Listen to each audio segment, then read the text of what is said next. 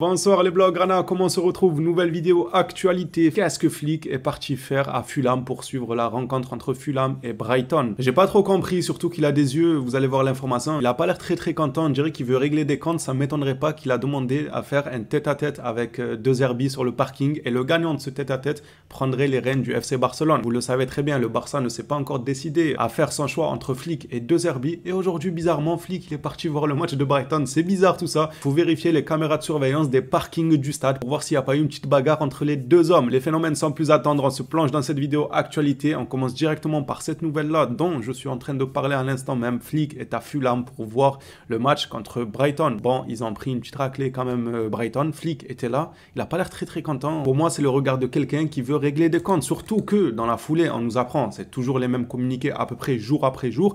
Luis Rojo nous apprend qu'à l'heure actuelle, deux Herbis, pardonnez-moi, deux bizarres comme je l'appelle maintenant, et l'entraîneur le mieux placé pour remplacer Xavi à Barcelone. Le club envisage l'entraîneur de Brighton, même s'il n'a pas pris les mesures nécessaires pour commencer à négocier sa signature. Car il n'a pas pris les mesures nécessaires pour commencer à négocier sa signature, c'est tout simplement dire déjà annoncer à Brighton qu'il veut quitter, car encore hier, le coach avait déclaré qu'il se sentait bien à Brighton et que pour l'instant, il n'envisageait pas de changer de club. Je pense que le message, il est dans ce sens-là. Bon, maintenant, à vous d'en tirer les conclusions. Flick, est-ce qu'il était là-bas pour régler des comptes avec deux Herbis parce que c'est lui le potentiel sur le banc du Barça? Peut-être qu'il est aussi parti voir Ansu Fati pour voir est-ce qu'il peut compter sur lui ou pas à l'avenir. Très franchement, je ne saurais pas vous dire pourquoi il y avait la présence de Flick dans le stade. Dites-moi vous dans les commentaires qu'en pensez-vous et selon vous pourquoi il était là-bas. Laissez place à votre imagination et on va parler d'Ansu Fati. Ça faisait longtemps qu'il n'avait pas fait parler de lui. Bon là, il n'a pas fait parler de lui parce qu'il a mis un triplé. C'est juste son coach qui a parlé de lui.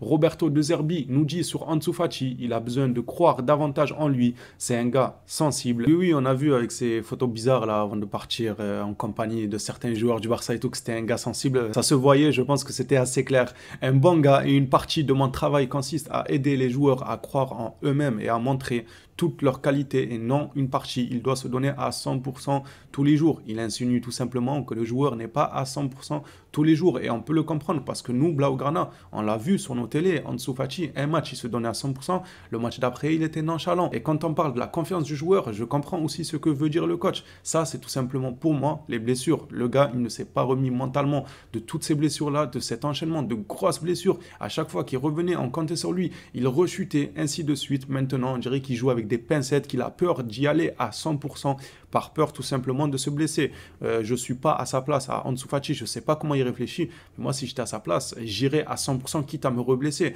Tant qu'à faire, au lieu de jouer avec de la retenue ou de toujours se dire ouais je vais pas me donner à fond sinon je vais me reblesser, autant arrêter le football. Ou sinon tu joues à 100% et tu te dis si je dois me reclaquer, je me reclaquerai, mais je me donnerai quand même à fond. Et c'est certainement de cette manière qu'il réussira à vaincre cette peur-là des blessures, cette hantise des blessures, et non pas en se disant ouais je vais pas me donner à fond, je vais jouer avec des pincettes, je vais pas y aller à fond dans le duel et tout, au cas où si je me reblesse. Après bien évidemment c'est qu'un avis que je donne, je ne dis pas que je suis psychologue et que ça va marcher à 100%, loin de là. Passons maintenant à la liste des joueurs convoqués pour le match de demain face à Bilbao qui ont mis une raclée à l'Atlético Madrid au match dernier là en coupe. Voici donc la liste des convoqués pour ceux que ça intéresse, je vous laisse mettre pause à la vidéo et lire ça tranquillement. Nous sommes de retour sur le choix de l'entraîneur. Sport de leur côté nous rapporte que des sources du club confirment que la prochaine trêve internationale pourrait être la clé du choix du nouvel entraîneur. La décision finale sera prise par le président Laporta. Laporta apparemment a quand même une petite préférence, même si on nous dit partout De Zerbi. Il y a d'autres sources, elles, qui nous annoncent que Laporta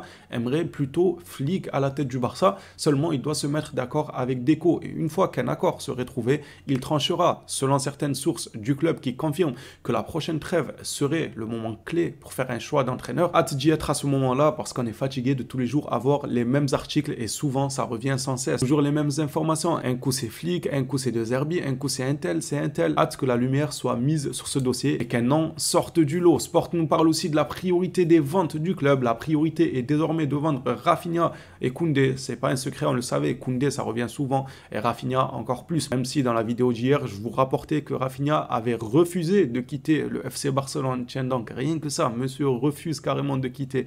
Rafinha et Koundé, c'est des noms qui reviennent sans cesse lorsqu'on parle de vente du côté de la Catalogne. Le premier pourrait susciter l'intérêt de l'Arabie Saoudite, donc Rafinha qui serait plutôt courtisé du côté de l'Arabie Saoudite. Et le second, donc Koundé, suscite un grand intérêt de la part de plusieurs clubs en première ligue. Koundé a toujours une très belle cote et je pense que son prix de vente pourrait être super intéressant. Le club doit obligatoirement vendre des joueurs, comme vous le savez. Même Tebas, il a parlé il y a quelques jours, il avait dit que le Barça doit vendre 2 à 3 cadres. Déjà, je sais même pas de quoi il se mêle. J'ai l'impression vraiment c'est notre président. Des fois, quand je vois Tebas parler, j'ai l'impression c'est le président du FC Barcelone.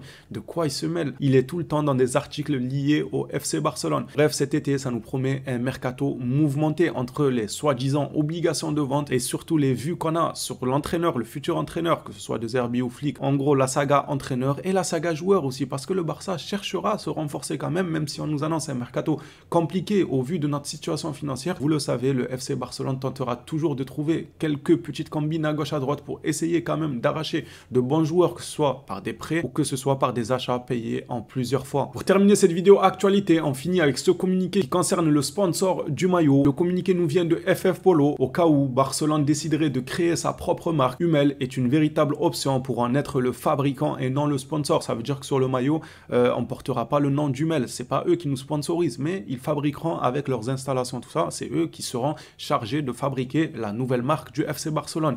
Il y a du travail qui dure depuis des mois, même des voyages d'employés en Asie pour savoir ce qu'il en coûterait pour fabriquer les maillots. Ça doit pas coûter bien cher, non, s'ils font un partenariat avec les sites de maillots de réplique. Je pense que ça coûterait vraiment pas cher. Et ensuite, les vendre à un prix avec une large marge. Ils peuvent le faire pendant un an avec la propre marque du Barça affichée sur les maillots, puis opter pour une entreprise comme Puma l'année suivante. Pourquoi pas? Mais moi j'ai envie de dire, tant qu'à faire ça, créer ta nouvelle marque, tout ça, te faire encore plus d'argent car c'est toi qui détiens les droits de ta marque et tout, autant le faire sur plusieurs saisons. Pour une saison, mettez ce que vous voulez.